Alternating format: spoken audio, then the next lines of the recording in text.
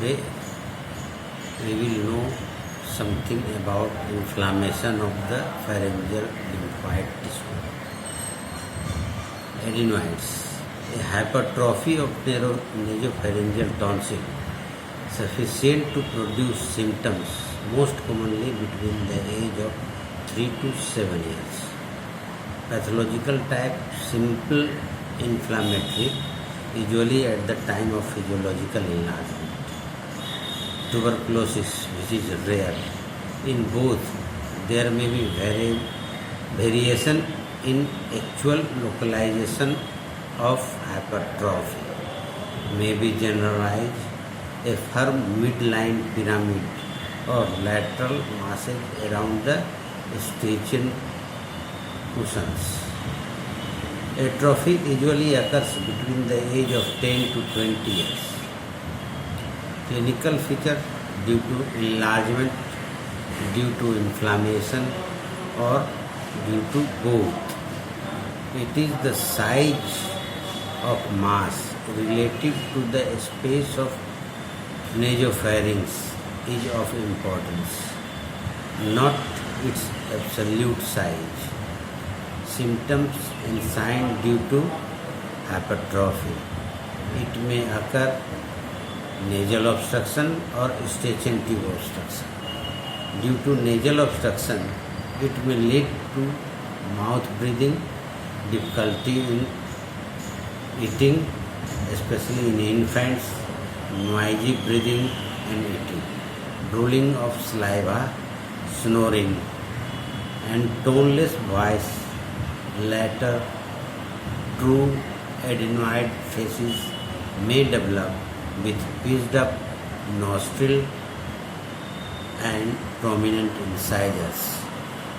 There may be lack of development of thorax with flat chest and round shoulders. The open mouth leads to spongy gums and excessive thirst. Due to stretching tube obstruction, leads to deafness from diminished air entry to the middle ear cleft and subsequent retraction of the tympanic membrane. Deafness without otorrhea commencing insidiously after the age of 3 years must suggest obstruction due to adenoids. Obstruction due to adenoids predisposes to salpingitis and to the presence of fluid in the middle ear, that is secretory otitis media. Intermittent pain in ear is common.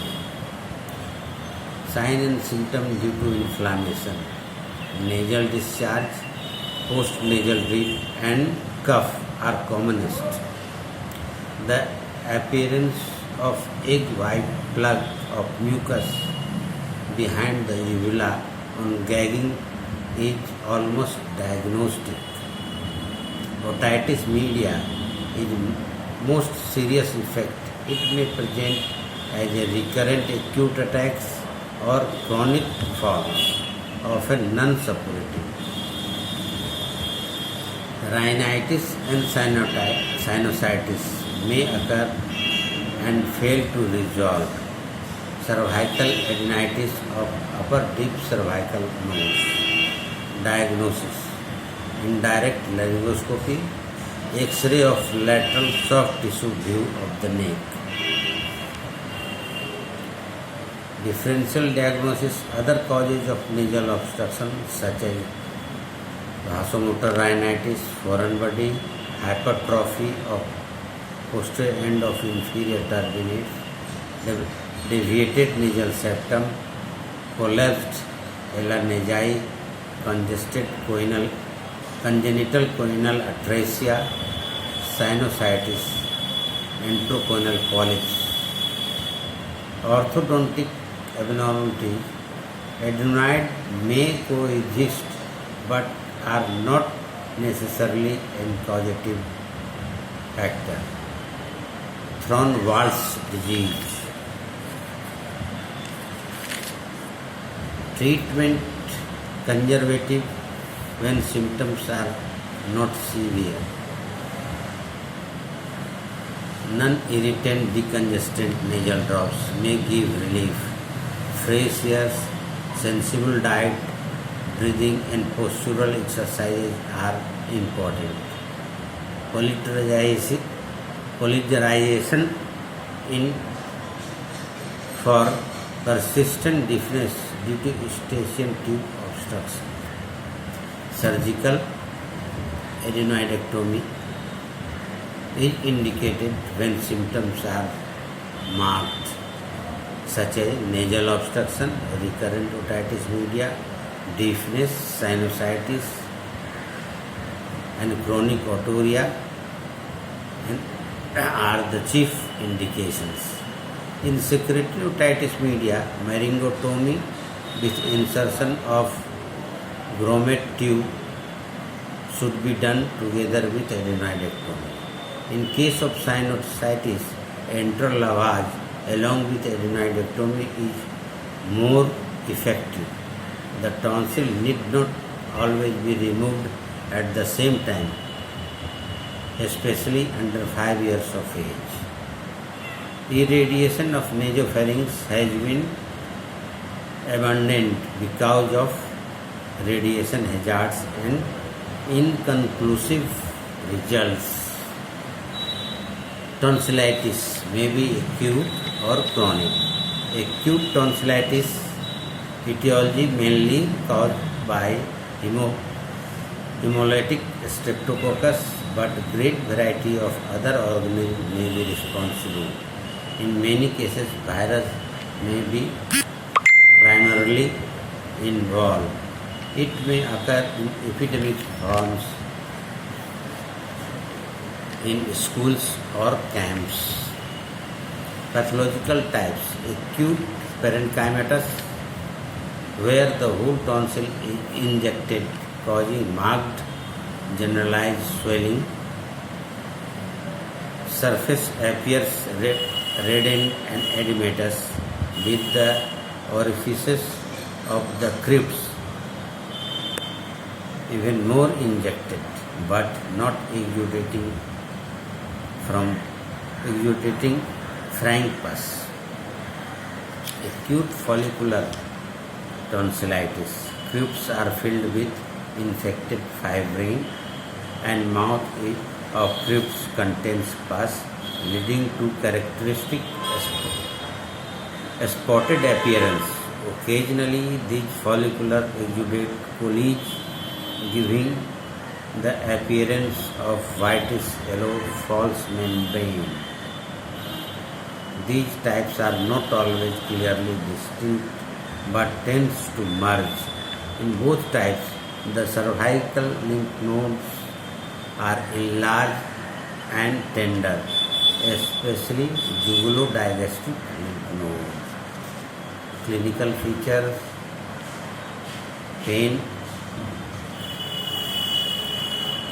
on swallowing, sore throat, pyrexia tends to very high in children, malaise, constipation, earache. Pulse rate is not raised above 120.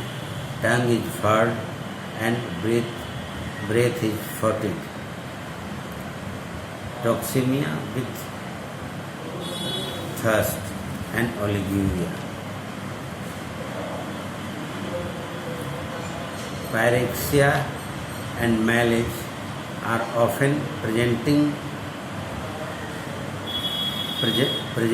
features in children when there is no complaint referable to the throat.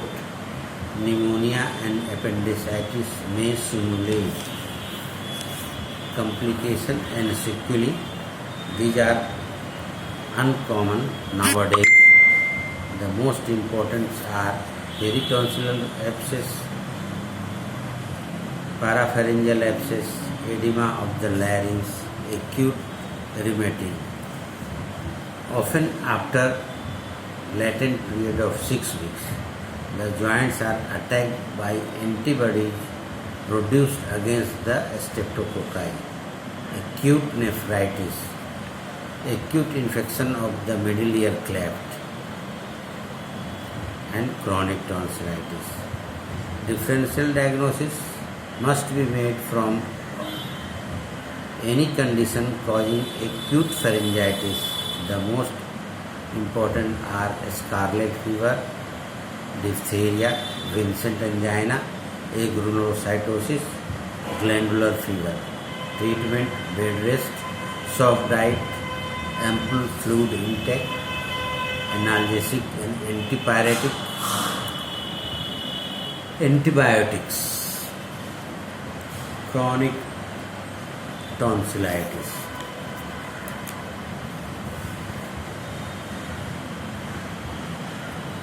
Chronic parenchymatous tonsillitis usually follows acute or subacute tonsillitis and more common in between the age of 4 to 15 years.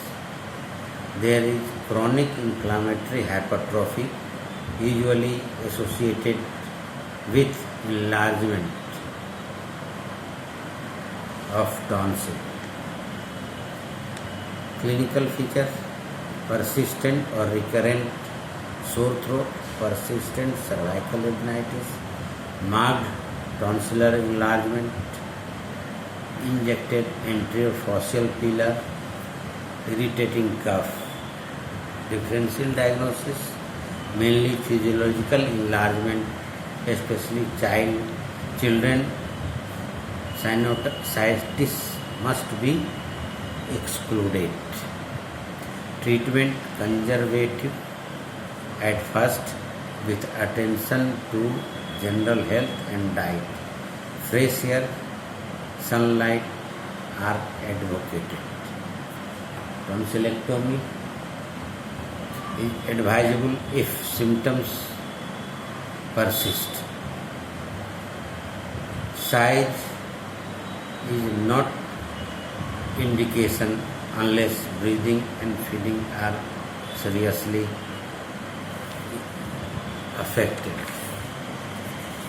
Chronic follicular tonsillitis follows the repeated attacks of acute follicular tonsillitis and seen most commonly adults.